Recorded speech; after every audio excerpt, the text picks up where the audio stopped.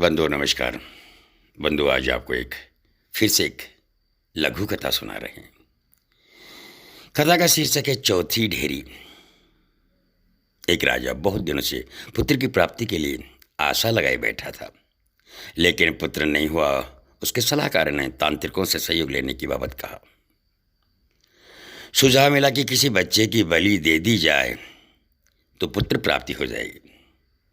राजा ने राज्य में ढिंढोरा पिटवाया कि जो अपना बच्चा देगा उसे बहुत सारा धन और दौलत दी जाएगी।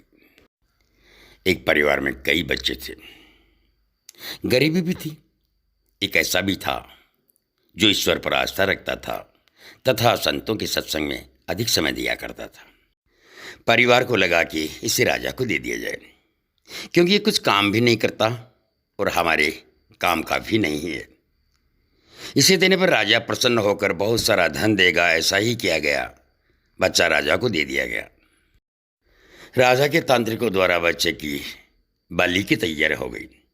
राजा को भी बुलाया गया। बच्चे से पूछा गया कि तुम्हारी आखिरी इच्छा क्या है।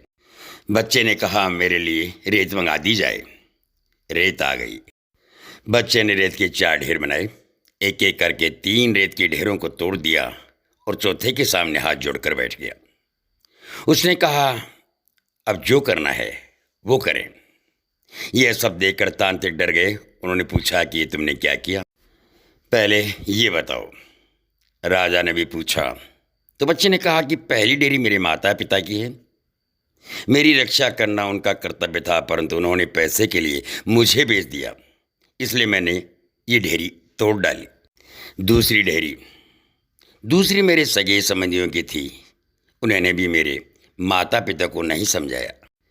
और जो तीसरी ढेरी है उसके लिए कहा, राजन ये आपकी है, क्योंकि राज्य की प्रजा की रक्षा करना राजा का ही धर्म होता है। परंतु राजा ही मेरी बलि चाह रहा है, तो ये ढेरी भी मैंने तोड़ डाली।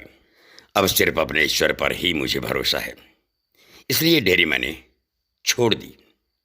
राजा ने सोचा कि पता नहीं बच्चे की बलि देने के पश्चात भी पुत्र प्राप्ति हो या न हो, तो क्यों नहीं इस बच्चे को ही अपना पुत्र बना लें। राजा मन ही मन सोचने लगा, इतना समझदार और ईश्वर भक्त बच्चा है, इससे अच्छा बच्चा और कहाँ मिलेगा। राजा ने गहनता से विचार करने के पश्चात राजा ने उस बच्चे को अपना पुत्र बना लिया और राजकुमार घोषित कर दिया।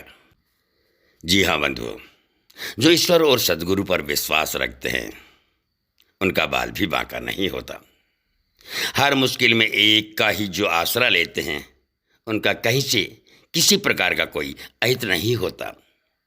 कहते हैं कि एक साधे सब सदे, तो सब साधे सब जाए।